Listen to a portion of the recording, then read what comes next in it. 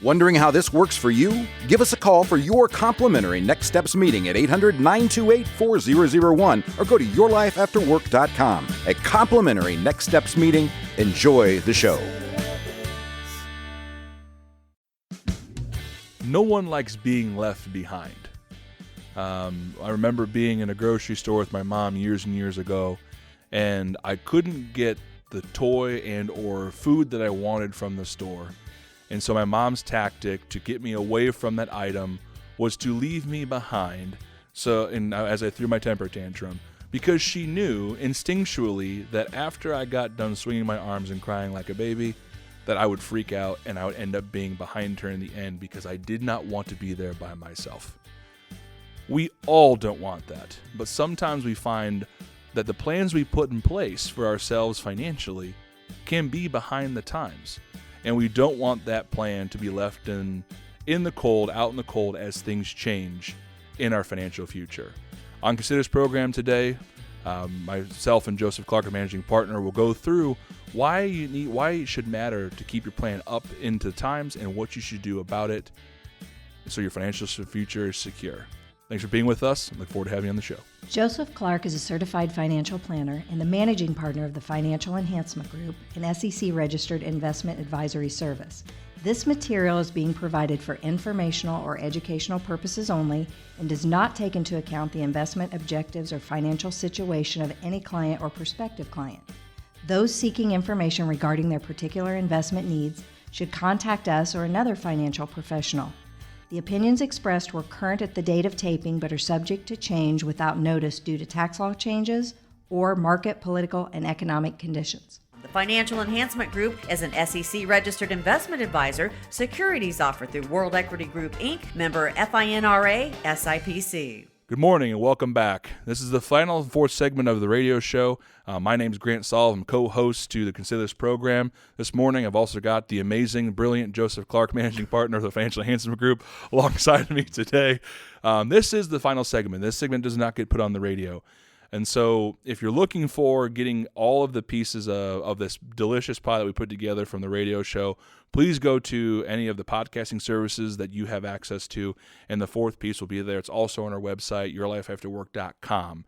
And so when looking at this piece, it's the final part of what we do, but sometimes even when we put good information out there, we don't want families to be wanting more or feeling like they're left behind.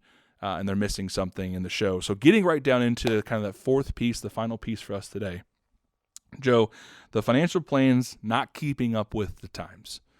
And so often, and I remember this being taught this in some of the older employers I was with, is that you'd bring a family in, and how you would capture their attention and prove your worth was you would print off this massive financial plan. Thing was 150 pages in size. Or even bigger, and we bound it in these beautiful leather-bound books. We put their name on it, right? We would inscribe it with gold with our signature, and then we'd say, Mr. and Mrs. Smith, this is your financial plan. Don't lose this. This is as powerful as your estate documents. Have a good day. And the minute they would walk out the front door, that plan would be obsolete. And we didn't have the heart to tell them because of all the work we had put into it going forward and for their financial future. And so it's easy to put something in place financially for yourself, pick an investment, pick a tax strategy, etc., and just close your eyes and forget it. Oftentimes, the news that's out there, Joe, is just set it, just forget it, it's going to be fine. Now, when you're in accumulation and you're saving, then what matters most is saving the right percentage of your money and building tax diversification, that could be a potentially okay. But when we get into preservation and distribution, that scenario, that thinking, can lead us into some nightmarish situations. And we don't want that for our families or those that are listening to the radio show. So getting into keeping up with the financial times and looking at some of the questions that we get inside of this individual topic, Joe, what are some of the things that you want our listeners to understand and know about their plan and about making sure they're making right decisions for their future? Oh, Grant, they're great questions. One of the big, the 3-inch financial plans is what I used to call them, and Right. I did 3, and none of them were ever read. Nobody was happy at the end of the day, me or the people who received them. We went to a 1-inch financial plan, or a 1-page financial plan for about 10 years. That obviously worked, or we wouldn't be here. And now we have our Next Steps program where, we're able to put together 20 or 30 pages, but it's full of being able to look at future conditions changing. And I think the biggest part of this is when people hear the question, when to change an investment, I think the focus always goes to the mechanism, not necessarily the tax scenario, right? So it could be a stock, it could be a bond, could be a mutual fund, could be an exchange traded fund. When somebody says change my investments, does it mean going from one of those to another? Does it mean going from an IRA to a Roth IRA? Does it mean increasing my contribution now that my employer has got a higher match, or in the case of 2008 and 2009, pulled the match away, right? There are so many things that go into what we would call a financial plan that are simply not static. They're very fluid. And you've got to have you kind of have to have a team of people that are around you that are able to observe all of the differences. One of my, it's just a reality that when the Tax Cut and Jobs Act was signed by Congress, it was 5:30 on a Friday night, and we got the tax code, and I spent the weekend reading it, 1,097 pages. Yes, I'm a geek, right? And on Monday morning, we're talking to our CPA partners at E-Step Doctor and Company, and the bottom line is things had been released on the internet that were simply wrong. That were allegedly in the bill, and it's because people thought they were going to be in the bill. And I can't pay attention to all the stuff that goes on in the medical world. I can't pay attention to all the stuff that goes on in battery and manufacturing and shipping and and everything else. I have to rely on experts. And there's no way, if I didn't have the CPAs on our team and that we partner with, an attorney on our team, I'm a certified financial planner. If we didn't have the capabilities that we had, there's no way we could keep up on this. And I think what happens with financial plans and why they get left behind is because people went through the work, right, to put it into place, and presumed that somebody would call them at the end of the day and say, hey, something has changed.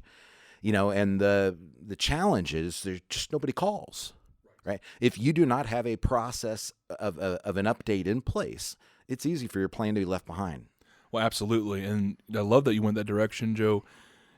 A lot of the families that we take care of, they have their family update. And it's every year because of that key element right there. People are waiting for the call. Tax codes change. The investment world's changed. That's why we have investment processes, our risk barometer, and an entire allocation team that does just that. But also, when it comes to having a year-end meeting, we usually, with a lot of our families, go into and have a tax planning meeting. Because again, and I think we've talked about in earlier segments, you have to do tax planning before December 31st every year, and that's changing every year. Just because you say, I'm going to do this conversion this year, does not mean it happens every single year. You have to be able to adapt. You have to be able to adjust. And so when making changes, Joe, I think you put it beautifully, it takes an entire team. And like you said, many people, many families, when you're not operating as a fiduciary and they've just sold you their product and walked away, they're done. But working with a team like ours, an organization like ours, you have to be able to adapt. And those 3 1-inch, 1-page plans actually do begin to be worth their salt. The good news is we no longer put those in binders. We have this process online now that can easily adapt to our families as things change. The other piece is specifically when investing and planning. And our thirdly that we did in October of this past year, I think both you and Adam did a beautiful job discussing that when things change, we have to be educated and we have to understand why they changed and how it affects us. And earlier in our show today, you talked about being in a garage. In a warm garage, when you exit the garage, and by the time you get to the office, you're like, wait a second, it's freezing outside. What did I miss, right? You didn't walk the dog that morning. Same thing here. And when it comes specifically to investment changes per se and plan changes, if we go into a plan with a single mindset of, oh, this will do this, meaning bonds will pay me, they're safe, quote unquote, I'm okay, And we've had families come in and say, Grant and Joe, I want to take Social Security early because it's not going to be there. Old bad thinking, or fearful thinking. And I'm gonna go to all bonds and cash because now I'm retired. That's what I'm told I must do. And so looking at that, for all of us listening on the radio today, remember that things change. Having a team that is legally required to do with your money what you would do if they were in your same position is so crucial. And lastly, when it comes to your plan and putting this together, making sure that you evaluate it not just one time, but every single year and make adjustments along the way is super crucial. So you used the very important word fiduciary. And you need to understand, by law, fiduciary is somebody who has to take care of your money as if it were their money and they were in a similar situation. So we don't sell products. We are all fiduciary, right?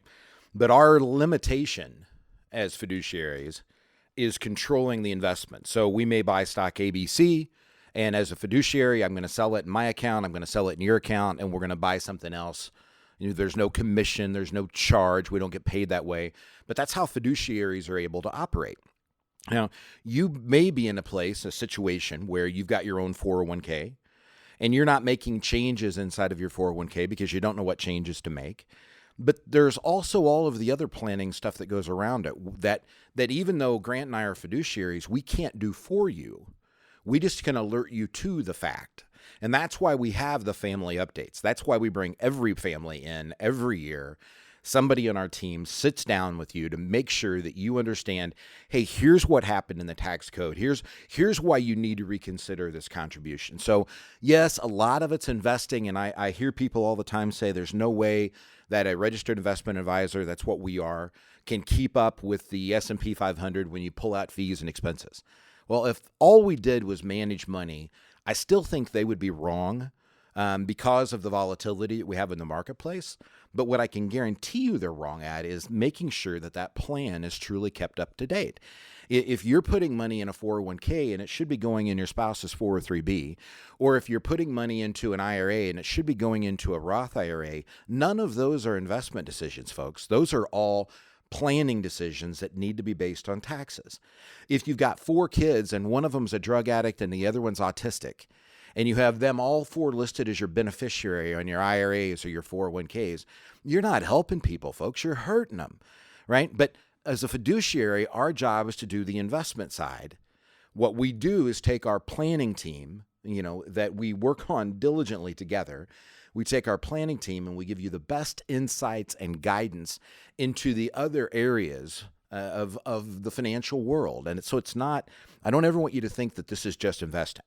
We get asked all the time on why we don't talk more about the market and the economy on this show. And the answer is because it moves so quickly. If you want more on the market, you can always go to our website, yourlifeafterwork.com, get signed up for the Market Carver.